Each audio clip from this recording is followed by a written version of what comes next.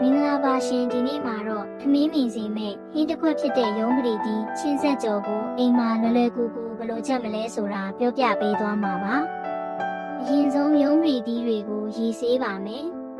ဒီနေရာမှာရုံးပရိသီးတွေကိုတန့်စင်သွားအောင်ရေထဲကိုစားနှင်းငယ်ထည့်ပြီးဆေးပေးဖို့လိုပါတယ်ရှင်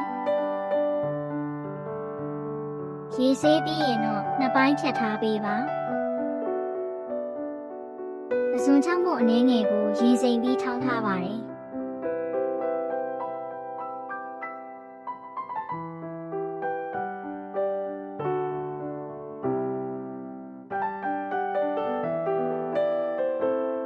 ပြီးရင်တော့အနက်မွေးဖို့အတွက်စက်တုံဖြူစက်တုံလီနဲ့မြုပ်သီးစိမ်းကိုညက်နေအောင်ထောင်းထားပေးပါရှင်အိုးထဲကိုစီလေးနည်းနည်းထည့်ပြီးစီကူလာရင်ထောင်းထားတဲ့စက်တုံဖြူတွေကိုအရင်ထည့်ပါမယ်ငါပြီးအနှဲငယ်ထည့်ပါမယ်ပစုံချမ်းမှုန်ထည့်ပါမယ်အနံ့လေးမွေးလာပြီဆိုရင်ပြီးထားတဲ့ရုံးပရိသီးတွေကိုထည့်ပြီးအပူပြင်းပြင်းနဲ့ခဏလေးမှွေပေးလိုက်ပါမယ်အနံ့လေးမွေးလာပြီဆိုရင်တော့မန်ကြီးရည်လေးနည်းနည်းဖြန်းပေးပါ